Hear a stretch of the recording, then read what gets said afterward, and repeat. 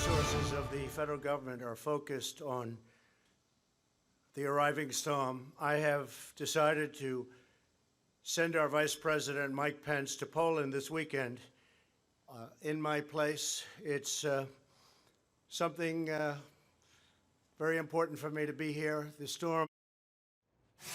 That was President Trump just moments ago announcing he is going to skip a planned trip to Poland because of Hurricane Dorian. And the president today is striking a radically different tone as Dorian strengthens and targets Florida. And this afternoon, the president is facing backlash, not just from Democrats, but also Republicans for considering a move sure to make Vladimir Putin happy, as CNN's Pamela Brown reports from the White House.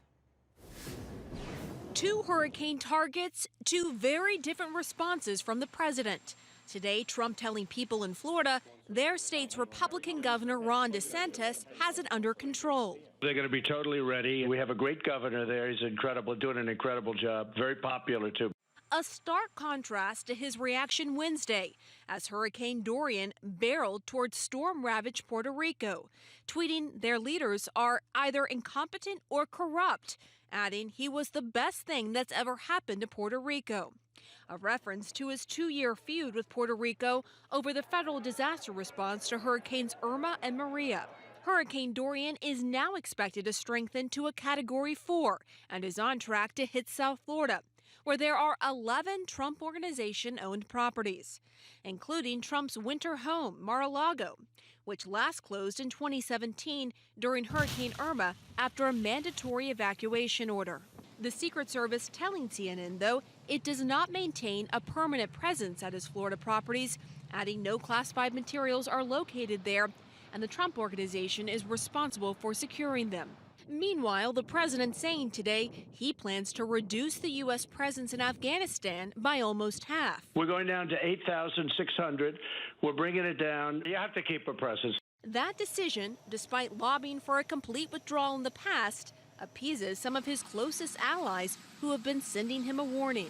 You may be tired of fighting radical Islam, but they're not tired of fighting you. There'll be another 9/11 if we pull the plug. But in a move sure to outrage his supporters and opponents on the Hill, Trump considering blocking $250 million in military assistance to Ukraine, sources tell CNN. It's a move that would be seen as favorable to Russian President Vladimir Putin. Congressman Adam Schiff calling the potential decision destructive to our national security. And administration sources say that the Pentagon has recommended to the White House to lift the hold on this military assistance to Ukraine. But despite that recommendation, the White House continues to have a hold on it. Dana? Pam, thank you so much for that report. Before the stroke of midnight, the Pentagon will make a classified phone call transferring the power of Defense Secretary from James Mattis to Acting Secretary of Defense Patrick Shanahan. Before leaving, Mattis sent a final message to the troops, including what some see as a last dig at the president's isolationism, telling the nation's warriors to keep the faith in our country and hold fast alongside our allies aligned against our foes. Hey, good morning. Shanahan takes over Tuesday with perhaps his first task sorting out what President Trump really wants to do about withdrawing troops from Syria. Just today, President Trump signaled a change in the speed with which the U.S. is withdrawing troops from Syria, tweeting, "We're slowly sending our troops back home," a change from what Trump said in a White House video posted nearly 2 weeks ago. They're all coming back, and they're coming back now. He also today tweeted that ISIS is mostly gone, a change from a few days ago when he declared, "We have defeated ISIS in Syria." Military leaders say that is not the case. The tweets coming on the heels of a lunch with one of the president's closest allies, Senator Lindsey Graham, who's adamantly opposed to a rapid withdrawal. The president is thinking long and hard about Syria, how to withdraw our forces, but at the same time achieve our national security interests, which are to make sure that ISIS is destroyed, they never come back, that our allies, the Kurds, are protected, and that Iran doesn't become the big winner of our leaving. So I think we're in a pause situation. But it is not clear what happens now. in this particular situation, it sounds like Senator Graham is basically saying, hey, I got to the president and I'm hoping he rethinks his decision. It's leaving allies and enemies confused. The problem is the president already announced it to the world, and there are both friends and foes alike who are taking his last announcement of over a week ago thinking that's what we're going to do. Police moved in and were able to disperse that situation pretty quickly. We started walking thinking that things were over, and then we saw this. Approaching it, you think you're walking up to a concert or Burning Man. There were laser beams. You can hear, it sounds like thousands of people screaming and cheering behind this barricade of flames that has been set up here in Wan Chai in the heart of Hong Kong.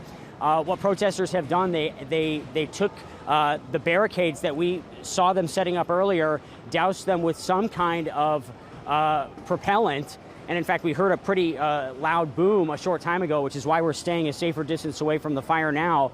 And they have now not only blocked down the street through their numbers, which, as you mentioned, maybe a few thousand people, not the hundreds of thousands of largely peaceful protesters. These are the radicals out here now. But now they're not even blocking the streets with people.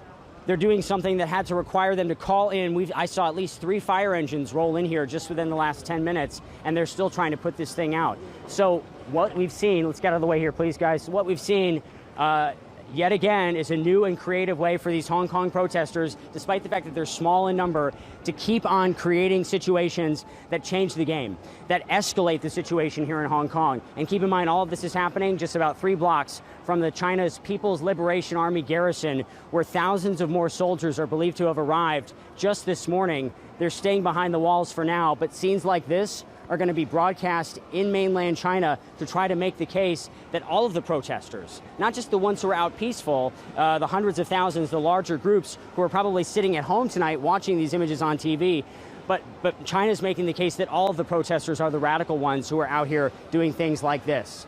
But then you talk to the people out at the demonstrations and they say, this is to prove a point. This is a fight for the future of Hong Kong. It's Hong Kongers fighting for the right to choose their leaders, a right that they don't have, and mainland China has made clear they will never have. They say they have to have it, and they're going to do anything to get it. And that's what we're seeing play out here right now. Will Ripley, thank you so much. Listen, we're going to take a quick break, monitor that situation. We'll go back to Will in just a little bit. As you can see, how the situation there in Hong Kong has just deteriorated over the last 45 minutes. We'll be right back.